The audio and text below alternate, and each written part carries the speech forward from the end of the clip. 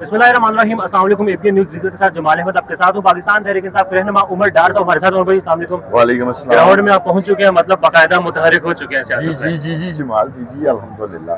क्या प्लान्स हैं? जलसा है, अब कल होना है, कुछ घंटे बाकी हैं। माहौल आप देख रहे हैं, हुकूमत की सब कुछ आपके सामने है। हो पाएगा इंशाल्लाह जलसा? जरूर जमाल, क्यों नहीं। हमने बाकायदा इसकी इजाजत भी हमें मिली हुई है, एनओसी भी मिला हुआ है, लेकिन इसमें कोई शक नहीं कि उसके बावजूद हुकूमत जो छेद कंडे इस्तेमाल कर रही है, जिस तरह बैठे बिठाए कभी आ जाता है जी आप जगह तब्दील कर लें, अब ये जगह कर लें, अब वो जगह कर लें, और कभी हमारा सामान पकड़ के थाने में ले जाते हैं, उसे अपनी तहवील में ले जाते हैं। लेकिन इन सब हालात के बावजूद देखें, हम सब ग्राउंड में मौजूद हैं, जलसे की तैयारियां हो रही हैं, और इंशाअल्लाह ताला मैं आपके चैनल के जरिए तहरीक इंसाफ के कारकुनों, वर्करों, वोटर्स, सपोर्टर्स को ये पैगाम देना चाहूंगा कि कल आपने आना है, बड़ी तादाद में निकल कर आना है, और इस जलसे में आपने शिरकत करनी है। कल इंशाअल्लाह ताला पाकिस्तान तहरीक इंसाफ एक तारीखी अजीम शान जलसा जो है वो यहाँ करेगी। डार फैमिली ने बहुत कुर्बानी दी है इस वक्त में, हमारे सामने है जो कुछ पाकिस्तान में हुआ है। आप डार फैमिली ज़ाहिर दोबारा फिर से सियासत में मुतहरिक हो रही है, आपकी वालदा ने जिस तरह लीड लिया और अभी वो लीड ले रही हैं।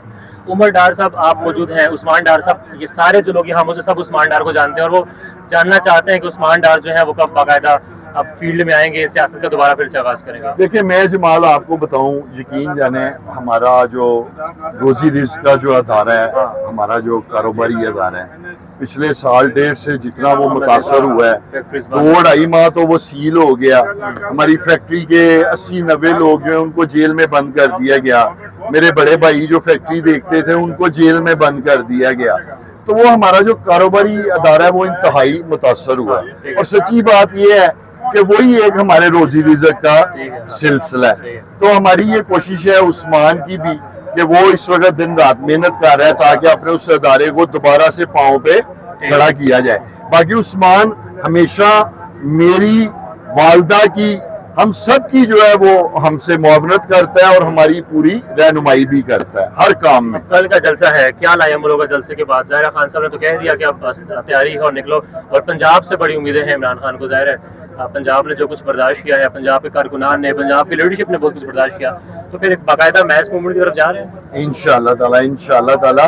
और मैं आपको एक बात बताऊं, सही पूछे, मैं जो देख रहा हूँ, अवाम तो जी हमसे भी ज्यादा तेजी में, वो हमसे भी ज्यादा जल्दी में, और उसकी वजह जो इस वक्त मुल्क के हालात बने हुए हैं। मतलब आप बिजली के बिलों को ही ले लें, भाई का गला काट रहा है। गुजरांवाले में एक रजिया बीबी खातून जो है वो महंगाई की वजह से गंदे नाले में छलांग लगा के खुदकुशी कर लेती हैं।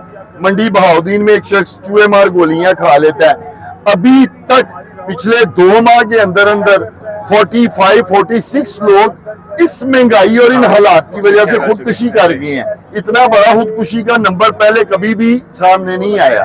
तो मैं जो अर्ज कर रहा हूँ, मैं देख रहा हूँ कि अवाम हमसे भी ज्यादा जल्दी और तेजी में है। तो बाकायदा निकलेंगे और बस फिर इंशाअल्लाह।